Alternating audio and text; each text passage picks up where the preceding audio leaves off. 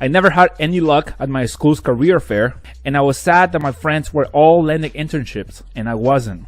So I decided to take things into my own hands. All that matters, as long as you meet the minimum requirements, all that matters is whether or not I like you and what value you can bring to the company. If you're an engineering student who struggles for one reason or another to get internships, co-ops, or even getting a job upon graduation, this video is for you, because here we're gonna go through a story, a crazy story of a student who went from academic probation due to a low GPA all the way to actually getting internships in his engineering career. And even best of all, he got 3 job offers upon graduation. Now he's actually a recruiter, and he tells us how recruiters think and secrets so that you can take advantage of those secrets that recruiters don't tell you, so you can increase the chances of getting jobs, getting interviews, and getting your first engineering experience. So with all that being said, let's jump right into it. So he says, let me share how I landed 3 offers with GPA. I was enjoying college too much and overestimated my studying abilities. I think that a lot of us do that, right? You get to a point where we think, oh man, I got this, and then now you don't. And then he says, I thought that I could pass by without much effort. Everything changed when I landed in academic probation. I was holding on to each semester, hoping I will be able to boost my GPA or get the boot from engineering. That's scary, man. Once you get in academic probation, I think a lot of people start taking things seriously if they hadn't started already. The first and biggest thing that happened to me was getting an internship. Awesome. How did he do that? Here's where the story gets awesome. You might be wondering how the heck I managed to land an internship with a GPA. And no, I did not have people hook me up. I think this is where I really started getting intrigued with this situation. And he says, I did it by taking initiative, by being proactive. That's awesome. He says, I never had any luck at my school's career fair. I can relate to that. And I was sad that my friends were all landing internships and I wasn't. So I decided to take things into my own hands. He says, I went out and cold called every local company who could use a mechanical engineer and discussed what I wanted from them, the old school method. If there were any signs of interest, I would literally come into their office dressed up with my resume when they opened. This right here, guys. Wow, I was really surprised people still did this nowadays. I am extremely, I guess, fortunate that I didn't really have to go this far.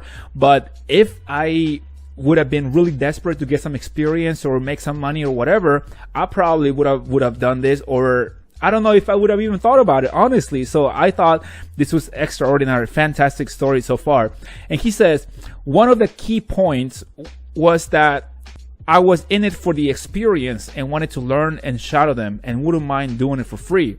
Awesome. He was all in on it. The head engineer at one of the companies I visited gave me a chance. That's wonderful. He told me that he liked how I took the initiative and how no one searches for a job the old-fashioned way like how I did. So he took the chance and gave me an internship. So here, I mean, there's a big assumption here, right?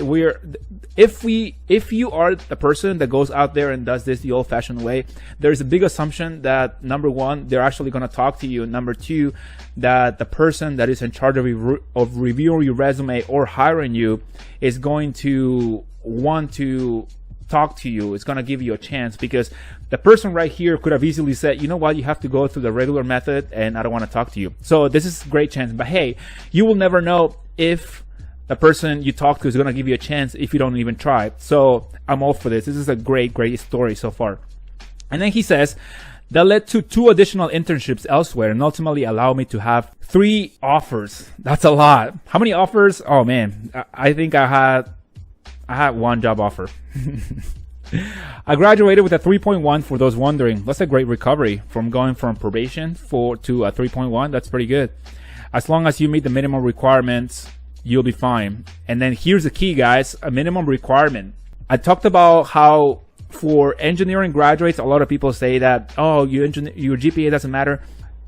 I disagree. I think that it does matter. Number one, obviously, when you are just graduating engineering school, and let's say if you're going to grad school.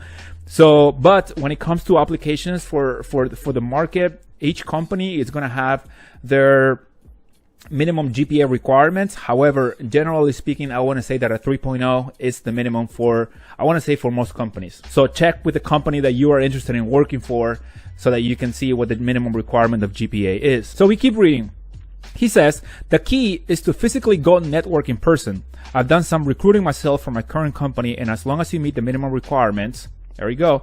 All that matters is whether or not I like you and what value you could bring to the company. All right, so here's what I'm going to do here.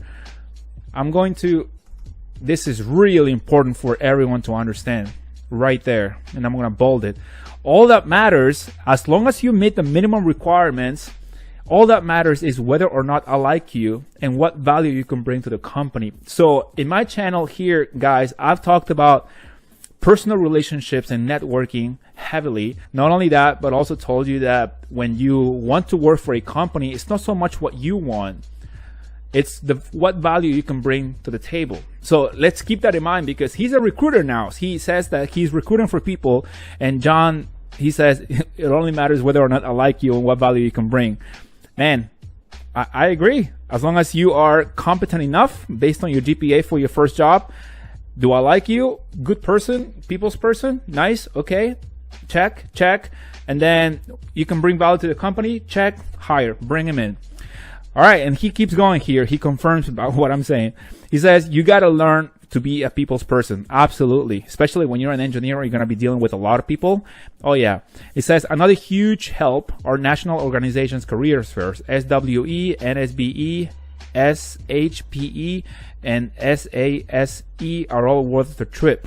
Anyway, so if you guys are in the school right now, you understand exactly what I'm talking about. It says they will literally give you an interview on the spot and job offer too. I've always been pretty successful at all the national conferences I went to.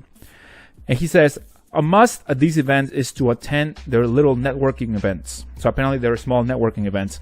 He says, this is where they will automatically sign you up for interviews, and if they like you before the actual career fair even takes place. Wow, so they sign you up. So if they like you, again, if you're a people's person, they sign you up for interviews if they like you, even before the actual. So you may even have a job offer before the career fair even starts. That's amazing. Wow. He says right here, they don't tell you this ahead of time.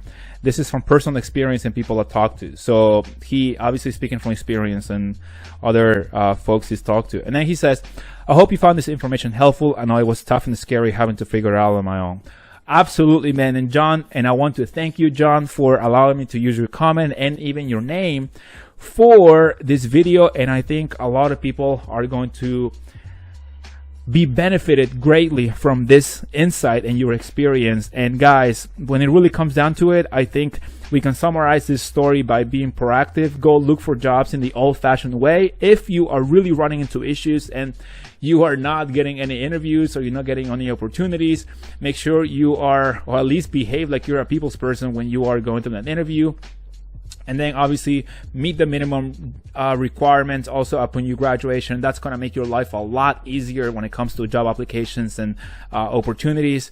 And don't give up. I mean, this guy, he really, this is like kind of like going back in time. You know, he was seeing that the regular way of looking for opportunities wasn't really working, and so he took matters into his own hands, was proactive.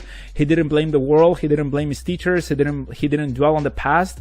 He just went ahead and got something going. If you found this video useful or valuable in any way, make sure you hit the like button, consider subscribing, and share this video with someone that you think can find this useful, valuable in any way as well.